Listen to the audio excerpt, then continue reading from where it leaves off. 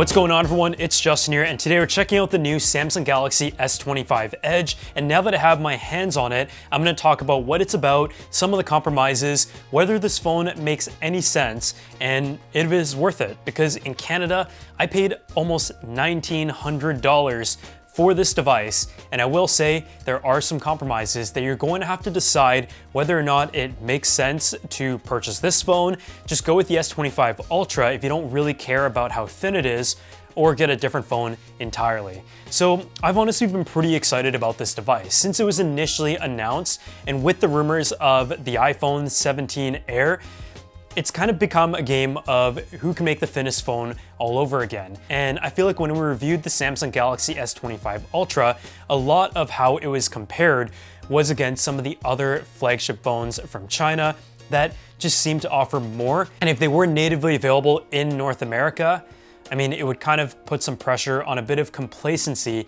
that we saw in the S25 lineup that we also see with Apple's flagship lineup of devices as well. So I didn't get any hands-on with this device, but I just got back from a trip in Korea and they were already selling the S25 Edge, and so I got to play around with it in the stores, and honestly, I think it feels amazing in the hand. It comes in at 5.8 millimeters, weighs in at 163 grams. And with flagship phones coming in at over 200 grams nowadays, this is pretty impressive. You take a look at just how thin it is, and it's crafted out of titanium, which is a lightweight and durable material. But I think the first question that I had is the fact that it comes in at a premium price point that is still flagship caliber, but it's a device that kind of slides into the lineup underneath the flagship devices while having quite a few very obvious compromises, not just in one or two categories, but in 3 or 4 of them. But just from holding on it and how it looks, I think it feels great and it looks incredible. It doesn't have any sort of curve on the display, which I think a lot of people prefer. A very sleek design along the thin bezels and the integrated camera bump. And over on the back, we talked about how the S25 Ultra kind of had these fake rings on it, but the layered design here just accentuates the detail of the camera and has separated it into a 3-tier design. So when it comes to looks, in this titanium color right here, I think it's 10 out of 10. It's a very beautiful device and I love it. When it comes to the display, I actually quite like it. It's a tiny bit smaller than what you find on the S25 Ultra, and it's completely flat, but for holding it to watch like social media, watching videos, it is more comfortable. I just love the way that it feels in the hand, and you just can't deny that. The display is stunning, obviously being a Samsung display. And even though it isn't the brightest screen on the market, the colors are amazing, the contrast is great. And I mean, if you were gaming, watching videos and all that, the performance and everything when it comes to the display and the way the phone operates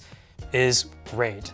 It is powered by the Snapdragon 8 Elite processor, 12 gigabytes of RAM, up to 512 gigs of storage, and I mean, for the most part, it has a lot of those flagship features. But if you're comparing it to the S25 Ultra, which is the flagship, it was already a phone that was a bit of a step below some of the other flagship phones on the market, as we showcased in our ultimate smartphone comparison. So to have a phone that is at a flagship price point, has some of the flagship features, but has compromises even compared to a flagship that I felt like was already a bit behind, that is where you start to have some questions.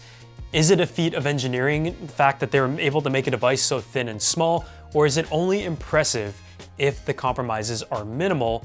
And so let's go ahead and jump into some of those differences. And I feel like as consumers, you can decide for yourself whether those specific trade-offs are worth it to you.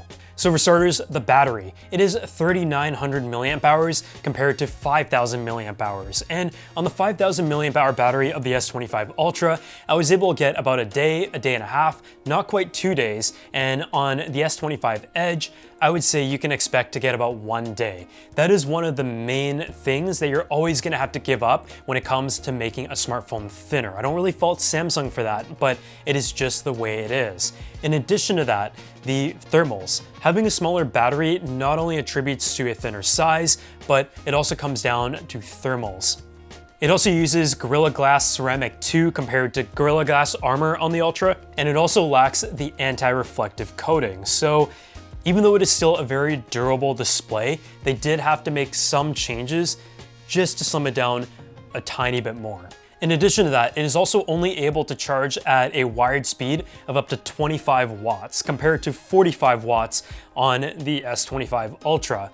And I mean, in this day and age, it's still charging fully in about an hour, which is solid. But I mean, again, that does attribute back to the thermals, and I already mentioned how the S25 Ultra charges significantly slower compared to some of the other benchmarks in the world of Android. So when it comes to smart AI tech, this is a smart pair of truly wireless earbuds that have quite a few tricks up their sleeves. This right here is the Viame Rec Dot. For starters, it is a great pair of earbuds on its own.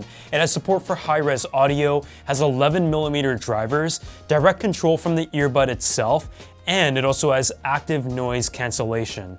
So if you're traveling, need a great pair of earbuds for listening to music, TV shows, movies, whether you're out on your daily commute, work, or on a flight, this is already a great pair of earbuds that is able to deliver what you do expect when it comes to sound quality and listening experience. But on top of that, it actually has AI technology that allows it to record calls, transcribe meetings, and utilize its app to be able to synthesize the notes for you. And we've seen tools like this before, but never in this exact form. It uses real-time translation and translates into 15 different languages. And I think the AI technology paired with the live audio and call recording is what makes it so handy and what makes this form factor make so much sense. So say I have like the earbuds in and I'm taking a phone call and I want it to be able to record, I just go ahead and press it and it will actually capture the actual conversation based on what is coming through my ear from the other party as well as what I'm saying, and it will take that and transcribe it in a conversation summary that makes sense for future reference. The battery life on the earbud is 9 hours, which is industry leading, and with the case itself, you can have up to 36 hours. Beyond recording from the earbud itself, the case can actually serve as a recorder as well. So say you're in a meeting with a lot of people, you're sitting at a round table, you just go ahead and place the Viame Rec Dot on the table, press the button, and it will actually record into the microphone and the built-in memory, allowing you to transcribe in another method as well. So it not only serves as an earbud and call recorder, but it serves as like a meeting room recorder as well to be able to capture conversations where you're kind of just sitting down with a bunch of people. So if you guys want to go ahead and check out the Viame Rec Dot for yourself, I'm going to drop a link down below. The audio is also slightly worse because of the speaker output. You can see the grill is a bit modified. And last but not least is the camera. The camera itself has the same main camera as on the S25 Ultra, which is great. A 200 megapixel f1.7 camera and also a 12 megapixel f2.2 ultra wide camera. So what you're missing here is the telephoto camera. You don't have the telephoto abilities of the periscope camera as well as the AI that is able to stretch that even further. And for some people, that is something that you're not going to use. Typically on budget phones, you either have to give up the ultra wide or the telephoto camera, and personally, I've actually found the telephoto cameras on some of the best Android phones right now to be quite impressive. What I do like is that the main camera is exactly the same. And even though with 200 megapixels, you're able to crop into the image, say like 4 times, 5 times, and still get some aspect of zoom. But beyond that, you can't really push it any further. Any sort of zoom relies on the high resolution ability of the main camera. So at the end of the day, you take a look at all of the compromises. The design itself is impressive, the phone itself feels great, and some of the thinnest phones on the market have all been on the realm of folding phones, where you're able to divide the battery and kind of format where the processor and the main motherboard, as well as the camera goes, and split that into 2. So I wouldn't really say that is like a fair comparison, but it's a device that has come out with quite a few compromises, not only in terms of the battery size, but also in the charging speed, the speaker, the camera, and if it was priced a little bit cheaper, I feel like that would be very forgivable, but the fact that it still comes in at a premium price point, that is where there are some questions to be raised. In terms of positioning in the lineup as well, I don't really know who this phone is for exactly. For many years, there was a time in the smartphone industry where people were looking for devices that were as thin as possible. Oppo made phones that had the camera swiveled where it shared the front-facing and the back-facing camera, but there was also a period of time where across the board, there wasn't much new innovation in design in the smartphone industry.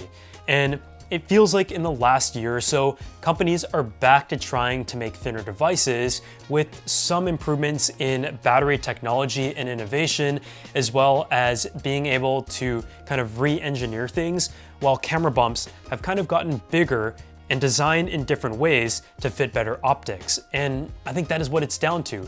I personally don't mind a smartphone that is a bit thicker, because what they're packing into these cameras, the sensor sizes, the periscope zooms, is truly impressive. And I feel like we're finally at a point where a lot of these flagship smartphones and their main cameras can replace what you have on a point and shoot with those 1-inch sensors.